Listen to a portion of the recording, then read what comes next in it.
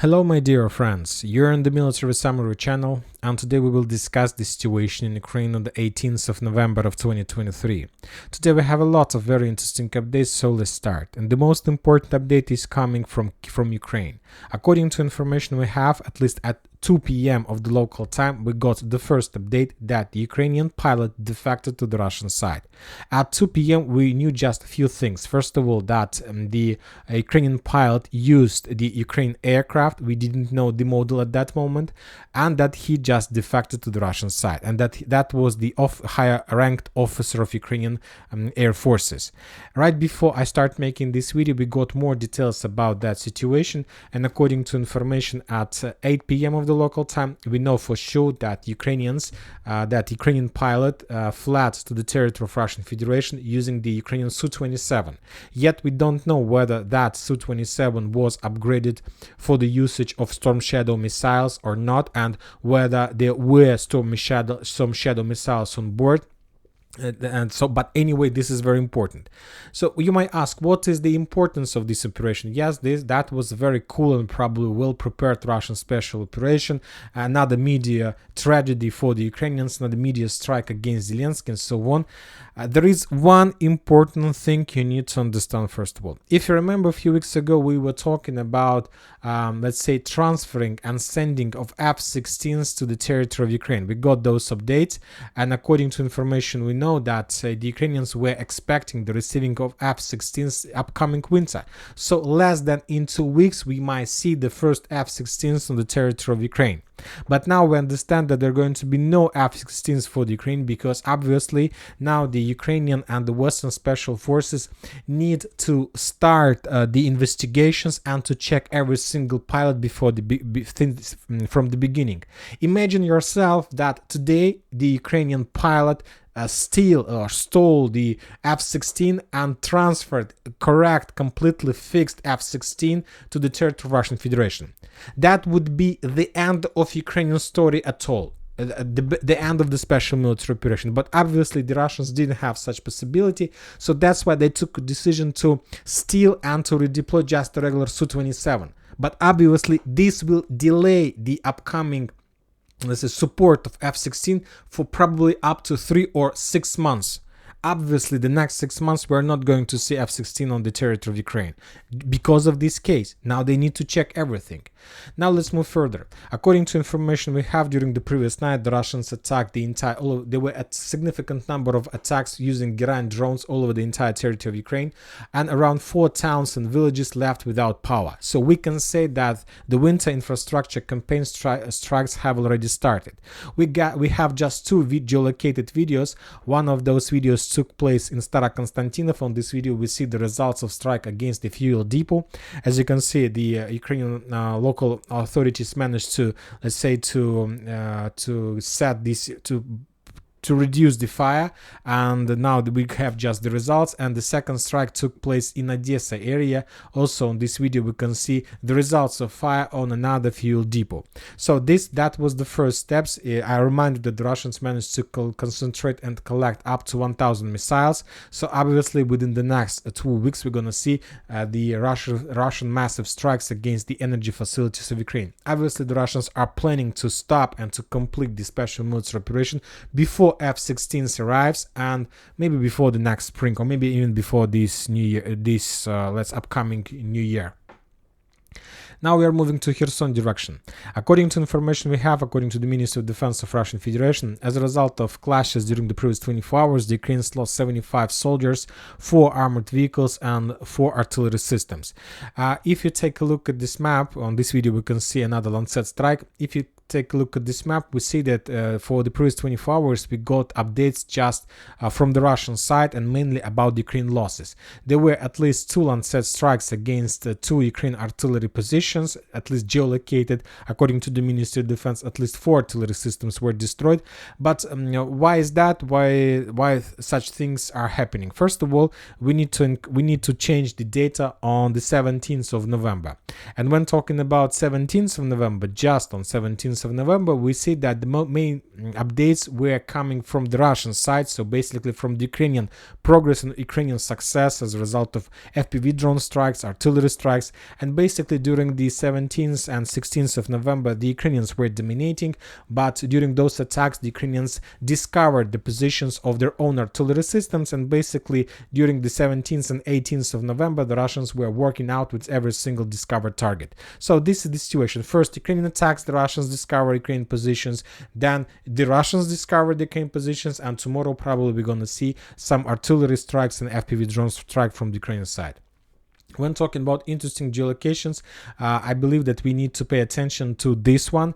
On this video, we see a very big, probably marine ship that Ukrainians were using to land their infantry on the Russian bank of the river. As you can see, this is not just a regular boat. This is not just the regular boat that you need to, that the Ukrainians used to use on this territory. This is like metal marine boat that the Ukrainians tried to use for a deployment, let's say reinforcements, and probably not just reinforcement, but also some I don't know, let's say infantry, ammo depots, maybe even armored vehicles, like light vehicles, like maybe just let's say Humvees or Hummers or something like this. And as you can see, the Russians were forced to use even Lancet to destroy this boat.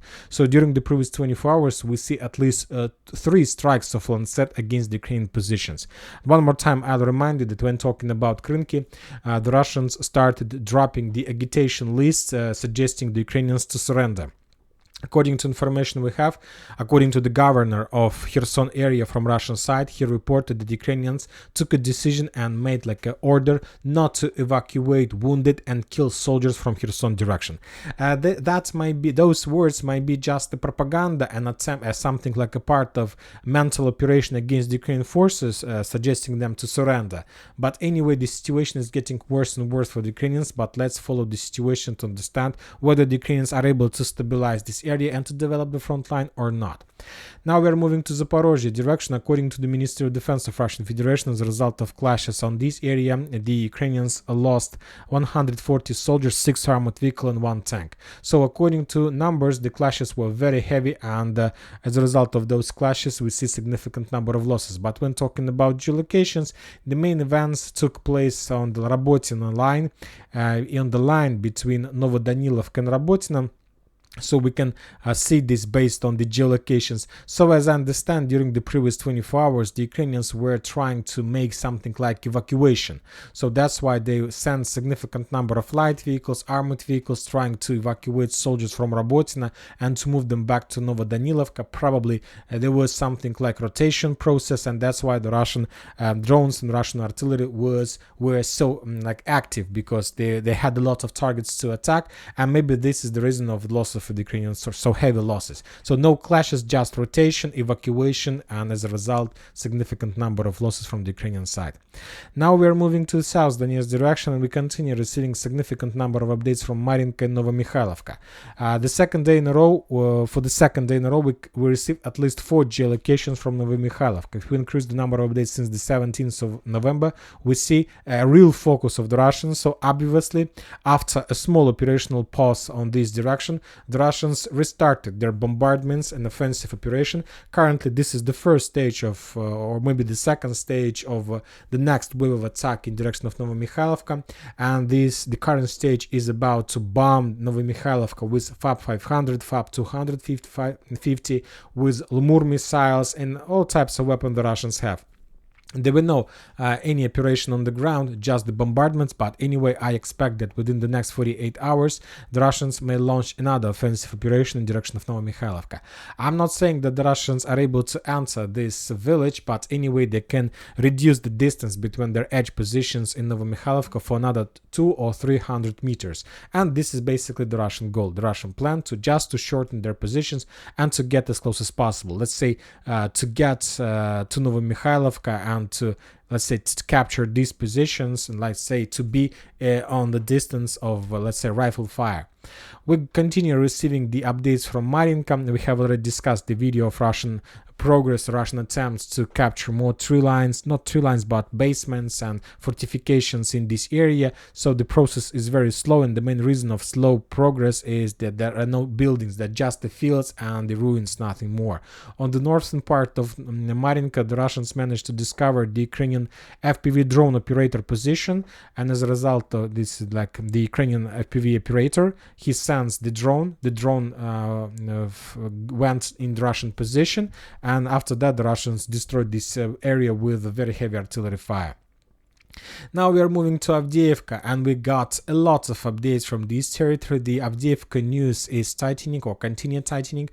First, we're going to talk about the southern direction, probably the most important one. Today we got another geolocated video of Russian assault operation. Significant number of armored vehicles, significant number of infantry and troops were just penetrating the Ukrainian defense belt without any resistance from the Ukrainian side, without any barriers and so on. On this video we see how the Russian tanks were moving along the city, along this industrial area. I calculated up to 4 tanks during that operation. The tanks were attacking the Ukrainian edge positions in the forest on the west, north, and on the right side we can see the Russian infantry moving along the trenches, the same like way on the western direction. So this is like real proof, real geolocation that as a result of Russian offensive operation they managed to completely clear the industrial area, and now there is just one sector, just one area that is under Ukrainian control, and we are talking about the residential area that located on the south of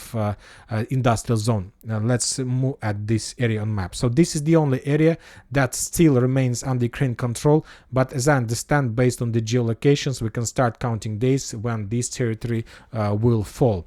And obviously this territory is going to fall because the Russians, by their penetration of Ukrainian defense belt along the Yasinovata line, managed to establish physical control over the main supply road, and now they can encircle and bypass this territory and to attack the Ukrainians behind this residential area, because along this red line there are no fortification, no trenches, just let's say maybe well prepared supply roads, but there are no machine gun positions, there are no really cool strongholds, powerful strongholds, just like a regular military area to support the edge position. So I don't think that the Russians will have any barriers to bypass this territory and basically to attack the Ukrainians in the residential area on the south and Tsarskaya Okhota fortifications from behind. So the situation is getting critical for the Ukrainians. Furthermore, the Russians obviously will continue advancing further to the north and trying to cut the Ukrainian forces that have their fortifications in let's say pump station, so along this N20 road, and obviously we can expect the collapse of this defense belt as well. When talking about northern direction, according to information we have, as a result of clashes, the Russians probably were forced to leave Stepovo back to the railways, because currently it's too difficult to hold this territory, being under very heavy fire from Ukrainian artillery forces, FPV drones. So that's why the Russians took a decision to save the manpower, and currently they try to establish their main positions along the railways. And the Russians are waiting when the main Russian forces will be able to establish control or to enter and to create some stable foothold in the chemical plant. Maybe after this the Russians will continue offensive operation in Stepovo. And also currently the Russians are focused on developing their foothold to the north in direction of the residential area between Novobakhmutovka, Ocheretina and Novokalinovo.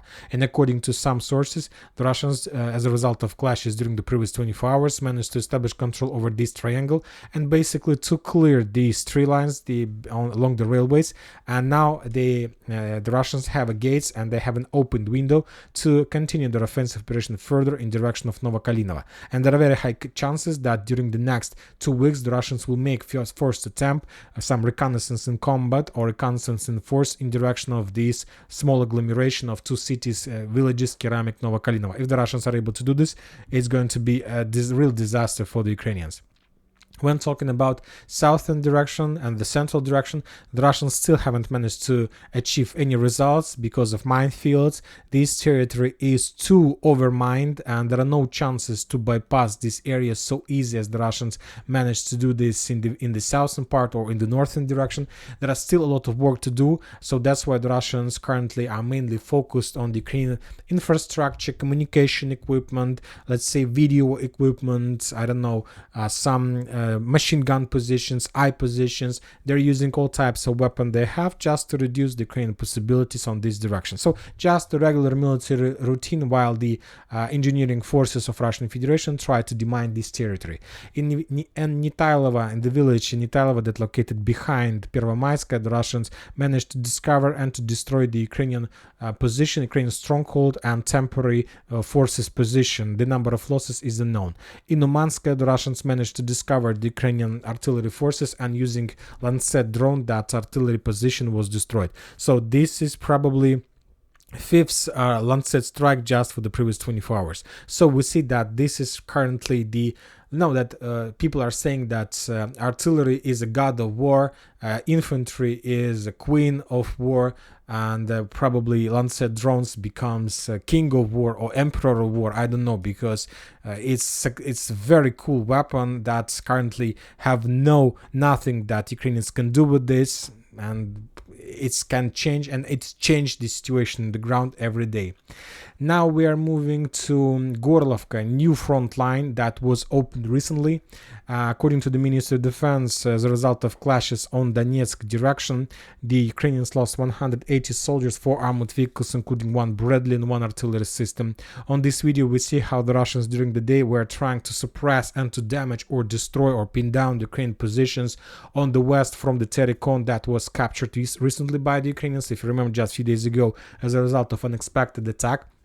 Now the Russians are focused, trying to focus the supply roads, the area of redeployment of forces from the Ukrainian main positions in Toretsk, New York agglomeration towards the Terikon. They're trying to control this territory. Currently, we don't know whether the Russians are successful or not, but anyway, the situation, I'm not saying that the situation is critical or bad, but anyway, the Ukrainians are trying to improve their positions, and today we got like the first confirmation that Ukrainians made an attempt to attack in direction of these landfills and these Russian tactical position. And of course, the Ukrainians are not planning to sit, they're planning to try develop as they're doing right now in Krynki. Anyway, the Ukrainians are trying to make this area critical for the Russians, and the main purpose of all these attacks in the vicinity of Gorlovka is to force the Russians to redeploy some reserves and some operational reserves from Avdiivka direction. So this is the only solution they have. They found how to stop the Russian progress. And you know that if the Ukrainians are able to develop their foothold in Gorlovka, in this area, obviously the Russians will be forced to redeploy some reinforcements, because Gorlovka is the city under Russian control since the 2014. And this city is located along the front line, but there is peace life. There used to be a peace life. There was like offices, magazines, I don't know, markets, people, let's say everything was fine. If we can say anything can be fine in the city along the combat line. And now we see the risk that the Ukrainians, if they can't develop this position, can enter with Ukrainian soldiers inside of the Russian city that is the Russian city since 2014. It's going to be disaster, and of course it's going to bring significant problems for the Russians. So that's why if it is necessary to stop Avdiivka operation, obviously the Russians will do this, but to stabilize the front line in the vicinity of this city. Now we are moving to Bakhmut-Artyomovsk direction, and we got a lot of updates from this territory. If you remember, during the previous video we have already discussed the video from the Russian side, how the Russian reconnaissance group or sabotage group managed to, like say, to break through this area. They made small operation, and then the Russian soldiers were returning back along this road in the vicinity of Andreevka. After we published this video, after we made this analysis, most of the mappers have updated their map, and according to information we have, according to information from the Russian sources, the Russians managed to establish control or to return control over Andreevka. And currently this city, the ruins of this village is under complete Russian control, and the Russians are saying that the Ukrainians were storming this territory for months, and during those clashes and battles the Ukrainians lost more than 2,500 soldiers for months of clashes, and the Russians returned control over this territory just for 1 or 2 weeks of counterattacks. So this is another sign of a very critical situation for the Ukrainians. During the day the Russians were bombing the northern flanks of Andreevka, trying probably to pin down the Ukrainian reserves and forces and not to allow the Ukrainians to redeploy some help from the north to the south in direction of Andreevka. And if the Russians are able to dig in deeper in Andreevka one more time, of course, we can say about the risks for the Ukrainian forces that currently located in the fields, among the fields on the north of Zelenopolye, Kurdyumovka, so in this area. Now, there are very big risks for the Ukrainians being attacked by the Russian forces behind. And if the Russians can do this, they may even create some kind of a cauldron of Ukrainians. There are not like thousands of soldiers, but few hundreds can appear in a cauldron and will be forced to surrender. When talking about Klishchiivka, today the Russian sources and most of the mappers also have updated their map showing the entire railways under Russian control. So the Ukrainians are running away, they're withdrawing their positions, and they're trying to concentrate their forces to collapse everything they left on the hills on the north west of Klishchiivka, and from these positions the Ukrainians will try to repel the Russians' counterattacks. Obviously, the counterattacks is about to start, and it's just the only chances for the Ukrainians to save control over this territory. But I'm not sure that it's possible, because it's impossible. Probably the Russians have chances to penetrate the Ukrainian defense belt and to return everything they lost during the Ukrainian counteroffensive operation.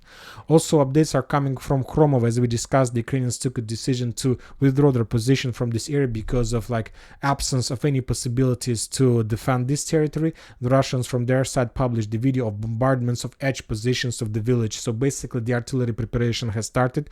The Russians currently are trying to destroy the Ukrainian machine gun positions, sniper positions, eye positions, and as soon as they do this, they will launch clearing operation and will establish control over the village. Also, the Russians are saying that they managed to develop their progress along the railways and to enter this territory. And currently there are clashes, very heavy clashes, for this part of the railways. We haven't received any geolocated confirmation whether the Russians were able to enter Bogdanovka, but obviously this is going to be the next target of the Russians. So the Ukrainians are losing their initiative on Artyomovsk-Bakhmut direction, and there are very high chances that before the end of this year, the Russians will reach the line of canal.